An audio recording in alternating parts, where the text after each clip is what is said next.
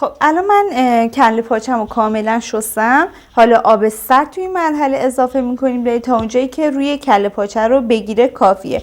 بعد قابلمه‌ای هم انتخاب کنید که کاملا این کله ها توش جا بشه، خیلی کوچیک انتخاب نکنید. حالا من زیرشو روشن میکنم، زیر گازو. خب الان من اینجا آب سرد ریختم داخلش، زیرشم زیاد میکنم تا این بجوشه. حالا اینجایی که داریم میجوشه من از 2 تا برگ بویی که داشتم و استفاده میکنم داخلش. یه دونم چوب دارچین تا اون بوی بدش رو بگیره و نصف عدد پیاز میذارم تا این کاملا بجوشه. وقتی که جوشید یه کفی روش ایجاد میشه، اون کف رو من چند بار میگیرم، کاملا کفش رو میگیریم میشوریمش تا بقیه مراحل رو بهتون بگم چیکار کنیم. خب الان اینجا کله پاچه من کاملا داره میجوشه. این کف روش رو یه خورده زیرش رو کم میکنه، میبینید این کفش رو کاملا میگیرید.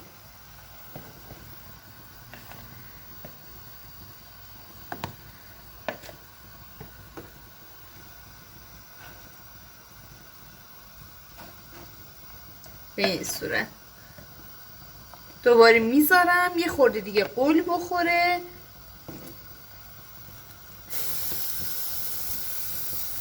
یعنی چه کف سبزی داره.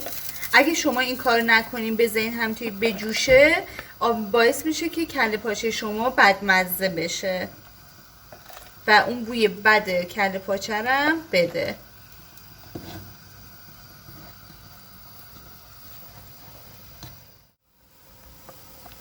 حالا یه بار دیگه این کف روشو من میگیرم. میبینید دوباره چه کفی کرده. قشنگ این کف روشو دوباره بگیریم به این صورت.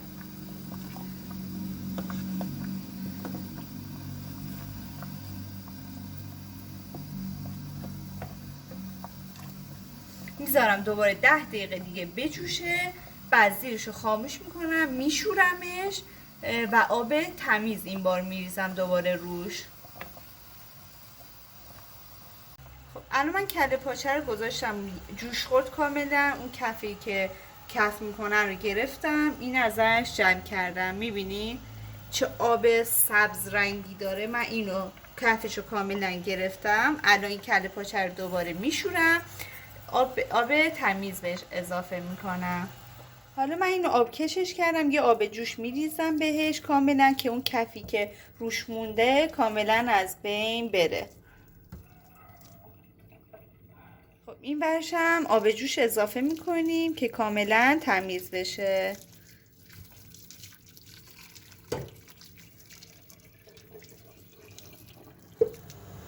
خب الان من اینجا کله پاچه‌مو یه بار آبش رو ریختم رفت، کاملا تمیز شده. حالا نصف عدد پیاز و یه دونه چوب دارچین و چند تا حب سیر، 6 تا حب سیر کافیه. یه قاشق مربا زردچوبه بهش اضافه میکنیم.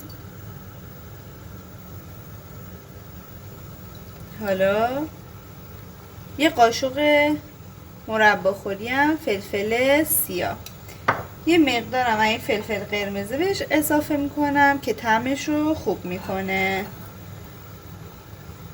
خب حالا من اینجا آبی که گذاشتم جوش اومده، آب جوش بهش اضافه میکنیم تا اونجایی که روی کله پاچمون رو بگیره.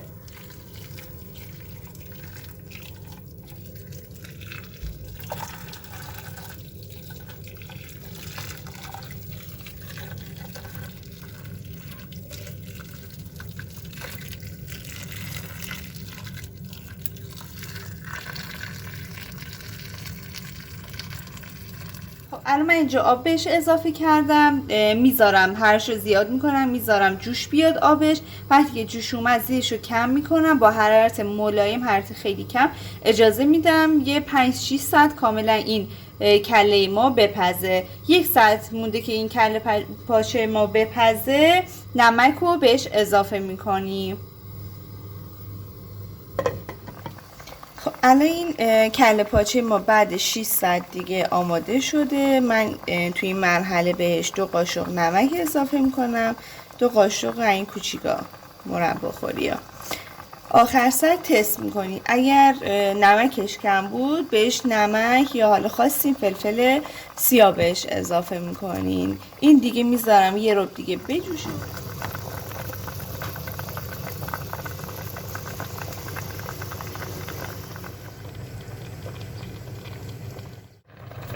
بعد یه رو که من نمک رو بهش اضافه کردم دیگه، این کله پاچه ما دیگه آماده است. حالا نوبت مغزمونه که من شستمش، میریزمش داخل یه ظرف دیگه. از خود همین آب کله میریزم داخلش به این صورت.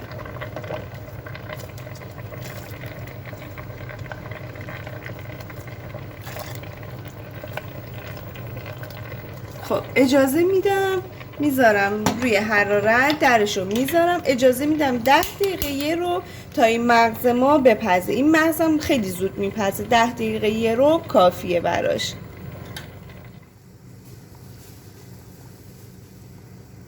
خب عزیزای دلم، دوستای خوبم، اینم از کله پاچه ما که من استخوناشو جدا کردم، چیدمش توی سینی. اینم از آب کله پاچه.